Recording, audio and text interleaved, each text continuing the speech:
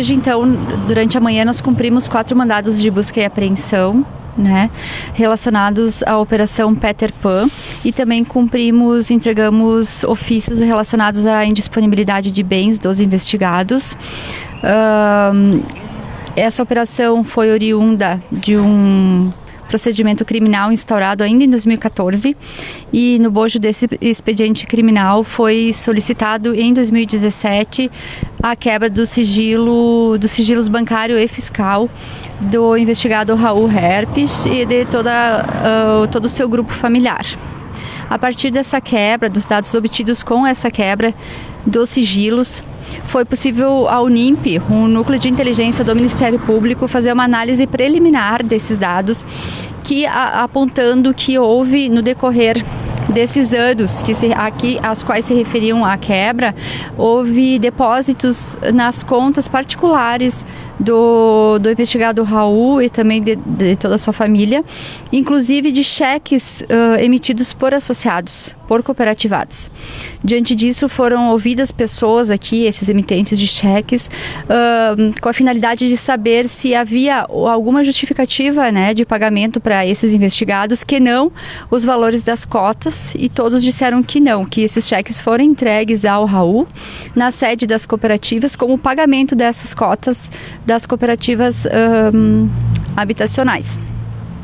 Também foi constatado pelo NIMP que esses valores que foram depositados nas contas dos investigados não foram depois passados para as contas das cooperativas.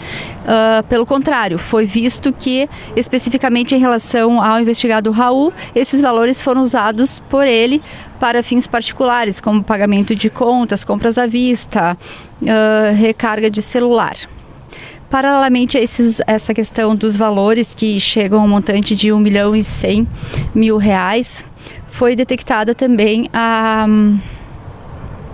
situações que demonstram que o padrão de vida desta família não condiz com a renda declarada por eles. Na medida em que o investigado Raul declara a renda de aposentadoria e de vereador, o salário de vereador, e o seu filho declara uma renda junto de uma empresa, enquanto que a sua esposa, Marilde, e a filha, Bruna, não declaram renda, não declaram nenhuma renda a partir de 2009, e o que indica que ou elas não têm renda, ou se tem, ela fica abaixo do limite de isenção para o imposto de renda. Então, no cotejo desses elementos, foi possível apontar que eles não tinham condições de ostentar pela renda declarada o padrão de vida por eles exibido de conhecimento de toda a cidade. Doutora, além das denúncias de 2014, teve alguma denúncia recente que desencadeou esse processo? Não, o que houve de recente foi a análise técnica do NIMP, porque o NIMP já está há praticamente um ano, ou quase um ano, analisando esses documentos, esses dados obtidos com a quebra dos sigilos, e o que veio de novo, de elemento novo no mês de maio, agora, foi essa análise preliminar indicando esses depósitos nas contas particulares, e também esses sinais de estilo de padrão de vida elevado incompatível com a renda.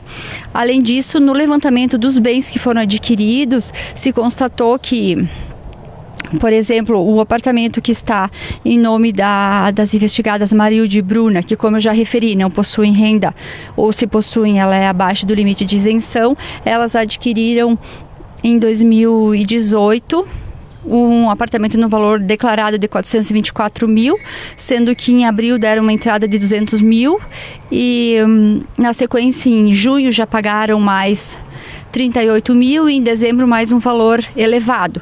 Fazendo uma média, elas teriam pago 30 mil por mês por esse imóvel, sendo que ambas não possuem renda, né? Também na conta da Marilde, que não possui, ela possui renda de uma aposentadoria, mas fica abaixo do limite de isenção, porque não declarou, ao menos não declarou à Receita Federal. Foi constatado em uma conta que ela mantém com o esposo quase R$500.000, né? E é importante frisar que esses depósitos que foram referidos e que somados chegam a esse valor de 1.100.000, eles foram pingados. Eles ocorriam rotineiramente na conta de todos esses investigados, 2, 3 vezes por mês, às vezes 10 vezes no mês, em valores múltiplos de R$100, que é o valor da cota de cada cooperativado. Então, não era a gente que é assalariado, como eles também são, a gente sabe que o salário entra uma vez só. E esse valor, obviamente, que a assessoria do NIMP nem excluiu, né, o valor dos rendimentos declarados. O que veio desse 1.100.000 é oriundo de valores que não têm origem. Até então, não se sabe. Nós, conduzindo a investigação, nós concluímos que são valores desviados dos cooperativados e que acabaram parando na conta dos próprios investigados por eles confiarem na impunidade. O investigado está sendo ouvido hoje no Ministério Público? Não, o Raul foi ouvido no primeiro momento, acho que 2013 ou 2014, e por mim em 2017, quando ele confirmou o que os associados já tinham dito aqui, que era ele sozinho que administrava as duas cooperativas, a Terra Nossa e Meu Pedaço de Chão. E, inclusive, ele nem conhecia os demais membros da administração da cooperativa Meu Pedaço de Chão. Em relação à Terra Nossa, os 2 outros integrantes da administração, que seriam o vice e a tesoureira, os 2 se conheceram aqui quando vieram prestar depoimento. Né? Então, naquele depoimento que o Raul prestou em 2017, ele também admitiu que era prática comum receber valores em dinheiro lá na sede das cooperativas, e também revelou, o que foi uma surpresa para todos nós, que ele tinha autonomia para baixar os boletos dos associados, independente de ter havido pagamento ou não. E junto com a gerência do Sicredi, ouvida aqui a gerente da época, a gerente dessas contas, confirmou tal autonomia. Ou seja, o banco perdia todo e qualquer controle sobre o que estava em atraso. Naquela ocasião em que ele foi ouvido, ele relatou que ele teria um controle interno particular desses pagamentos feitos em mãos, e também teria um controle de quando ele faria esse depósito nas contas das cooperativas. Ocorre que foi concedido um prazo para ele e ele acabou dizendo que não era possível identificar. Então, o que a gente já sabia e hoje verificou no local é que era uma total desorganização. Havia lá hoje milhares de carnês que, pelo que o senhor que trabalha lá me disse, eram de pessoas que desistiram, né, e obtiveram a devolução dos valores já pagos. Estavam lá jogados, assim. Perguntei a ele se ele tinha acesso ao sistema, porque ele atendia pessoas ali, poderia alguém ir lá saber uma informação sobre a sua cota, enfim, de quanto valor teria a restituir, e ele disse que não, e que a restituição, a gente já tinha constatado pelos depoimentos prestados aqui, que a restituição era feita com base nos carnês que o associado apresentava. Então, ele é o que... E em nenhum momento algum referiu que antes de devolver o dinheiro, o Raul fosse em alguma planilha ou algum sistema verificar se era aquilo mesmo. Tanto que tem um caso que o associado perdeu o carnê de 1 ano e ele acabou não recebendo aquele ano porque não apresentou o carnê. Então, era ele que o contato, o controle. A gente acha que essa bagunça toda, que essa desorganização foi proposital por parte dele para dificultar o levantamento de dados, ou pelo menos retardar, né? Retardar essa conclusão das investigações, apontando qual valor efetivamente foi desviado, porque esse valor de 1.100.000 a gente acredita que seja muito pequeno, perto do total que foi desviado. Afinal de contas, não é comum que os praticantes de delitos dessa espécie usem as próprias contas e dos próprios filhos.